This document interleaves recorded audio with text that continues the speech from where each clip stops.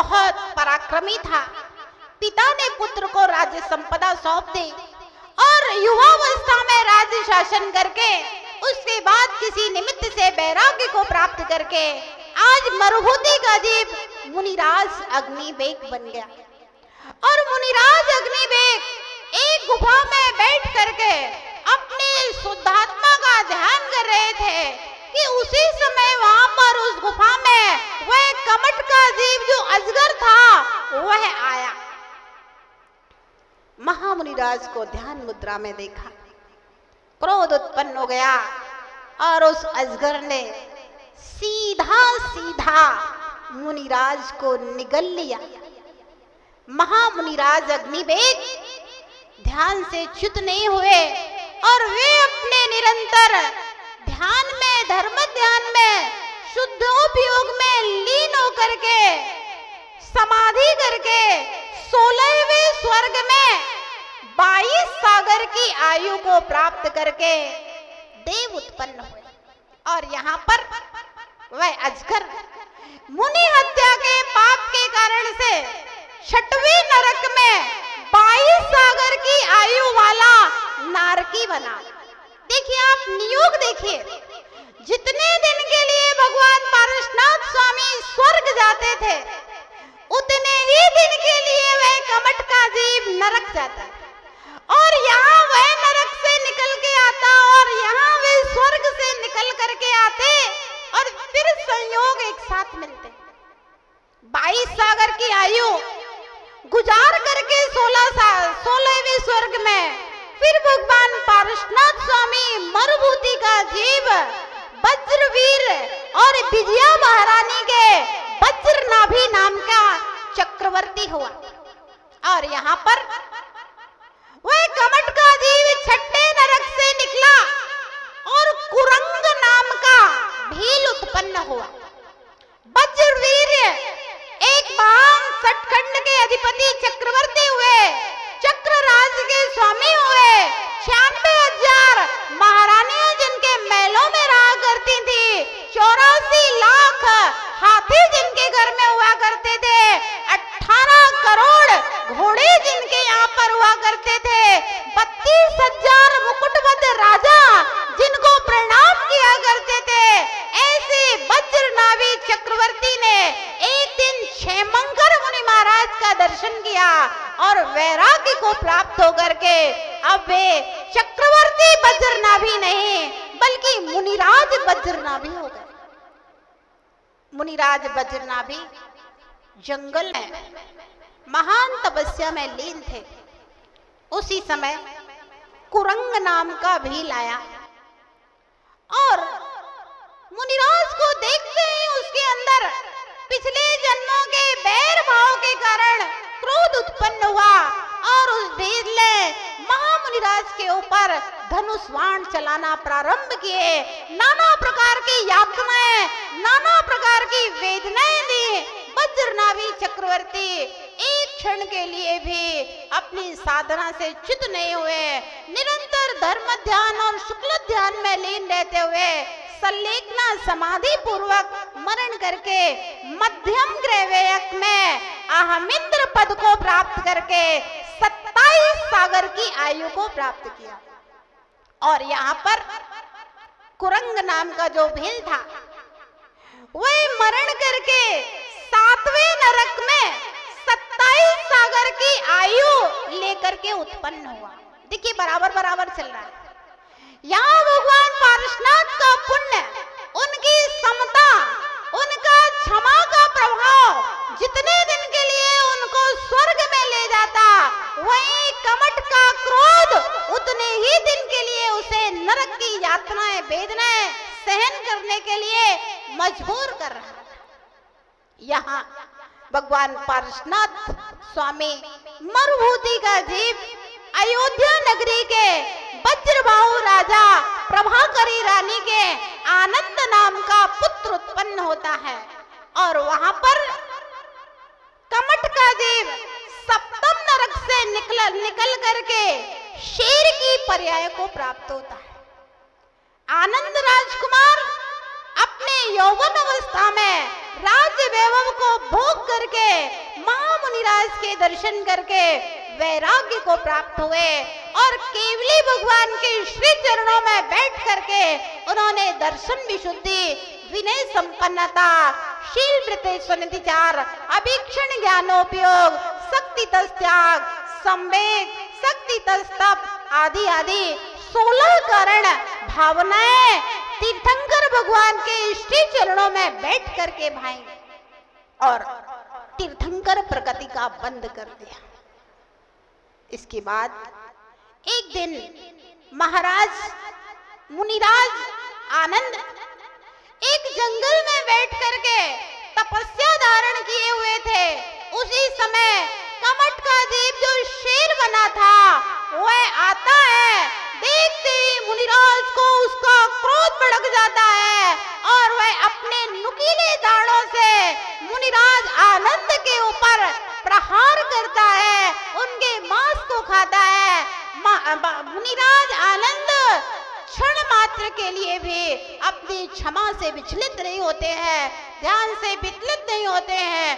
घोर उपसर्ग को सहन करके आनंद स्वर्ग में इंद्र जाकर के उत्पन्न होते हैं और यहाँ वह कमट शेर का जीव 5वें नरक को प्राप्त होता है।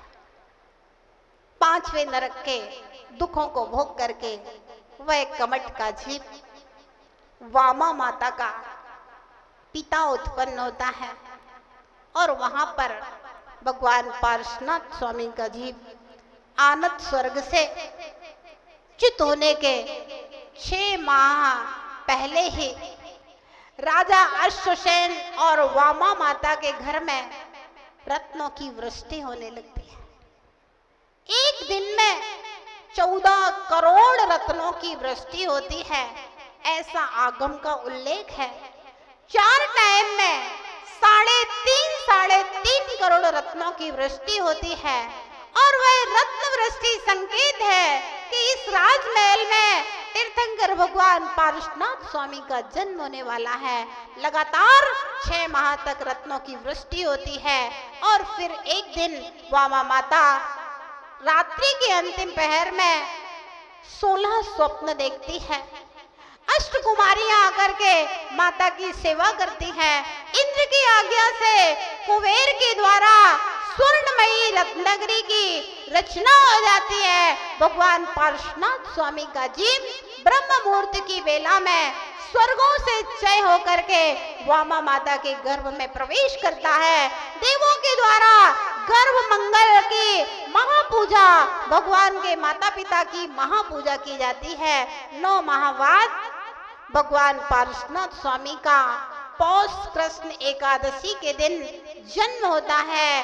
देवों के द्वारा सुमेरु पर्वत पर ले जाकर के 1008 महाकल्पों से महामंगलमयी अभिषेक किया जाता है और फिर वापस आकर के माता को पुत्र सौंप करके आनंद नाम का नाटक तांडव नृत्य वह सौधर्मेंद्र विश्वसेन के महलों में किया करता है।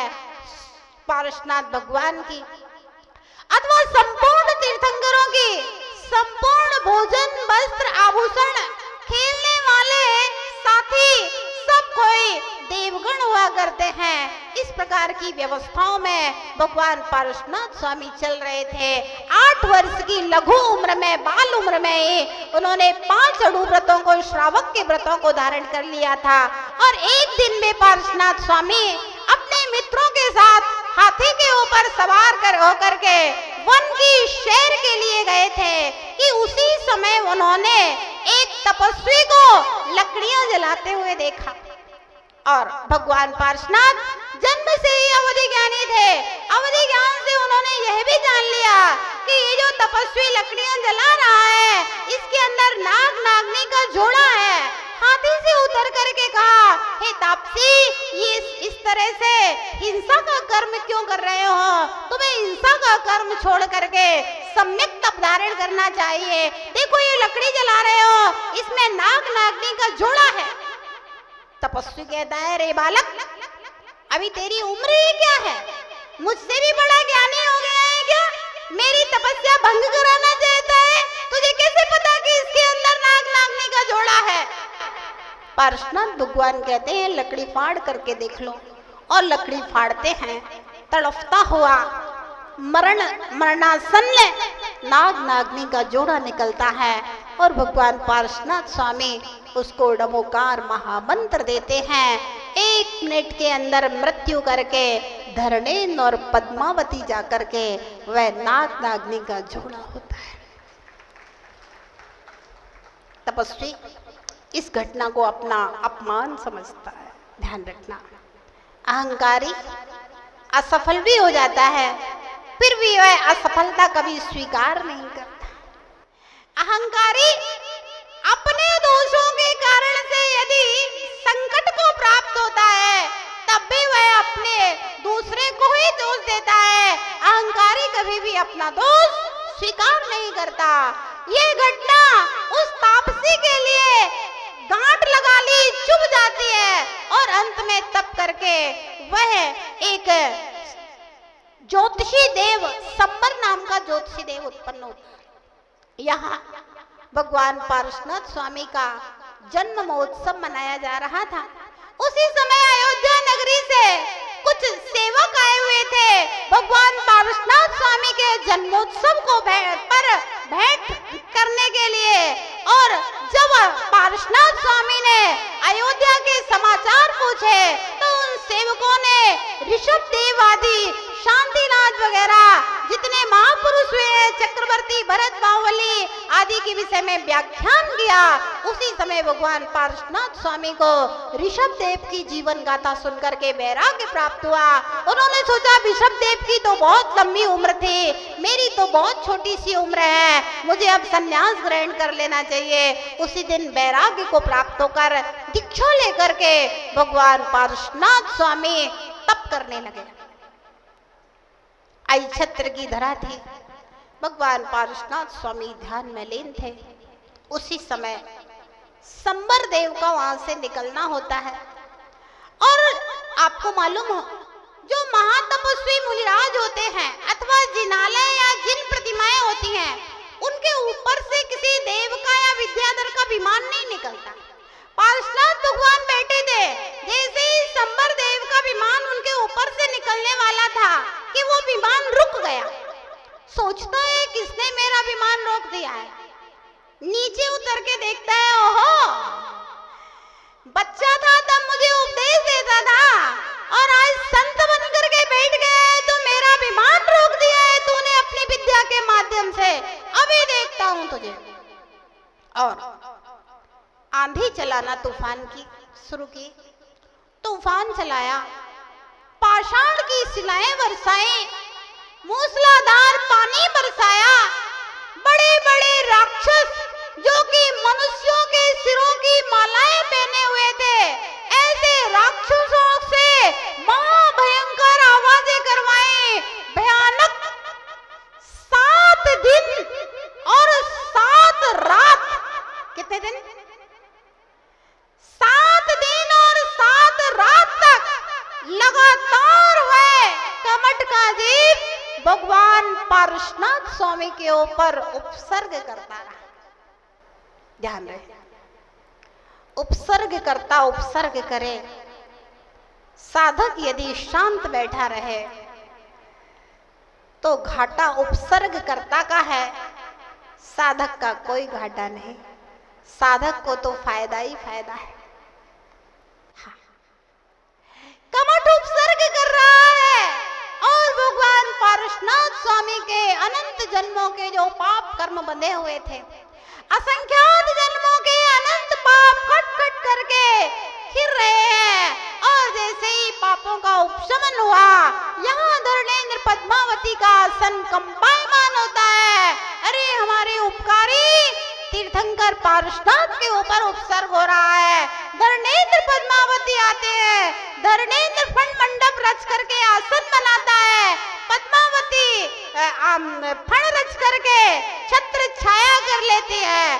और देखते ही देखते भगवान पार्श्वनाथ शुद्धोपयोग में लीन हो जाते हैं, केवल ज्ञान प्रकट हो जाता है।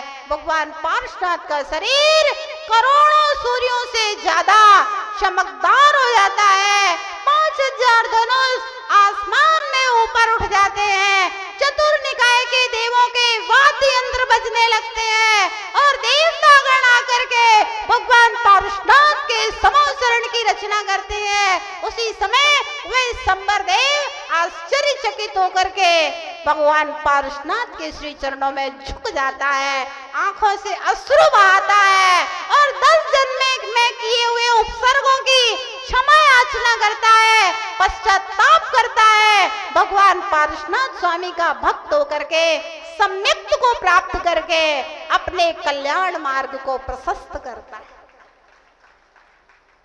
भव्यात्माओं, भगवान पारशुनाथ स्वामी का जीवन चरित्र क्षमा का महत्व, क्षमा की महिमा और क्रोध एक अभिशाप है, यह बताने वाला जीवन चरित्र है। कितना भी क्रोध कर ले, अंत में अगर आत्मा का कल्याण होगा तो क्षमा धर्म से ही होगा। अगर जीव को मुक्ति मिलेगी तो साम्य भाव, समता भाव से ही मिलेगी।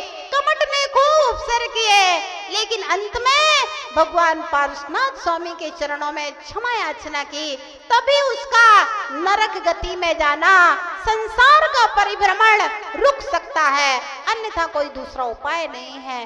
जगह जगह, देश देश, नगर नगर में भगवान पारशुनाथ स्वामी की दिव्य ध्वनि घिरी और अंत में आज के दिन श्रावण सुदी सप्तमी, श्रावण सुदी सप्तमी के दिन प्रातः काल की ब्रह्म मुहूर्त की बेला में सम्मेत शिखर के सुवर्ण वज्रकोट से भगवान पारशुनाथ स्वामी ने इस नश्वर शरीर को छोड़ करके, परमोदारिक शरीर को छोड़ करके निर्वाण पद सिद्धालय में जाकर के विराजमान हुए। आज हम भगवान पारशुनाथ स्वामी का निर्वाण लाडू चढ़ा रहे हैं। किस लिए? दुकान अच्छी चले इसलिए नहीं। अजीत भैया, किस लिए चढ़ा रहे हो निर्वाण लाडू? हैं?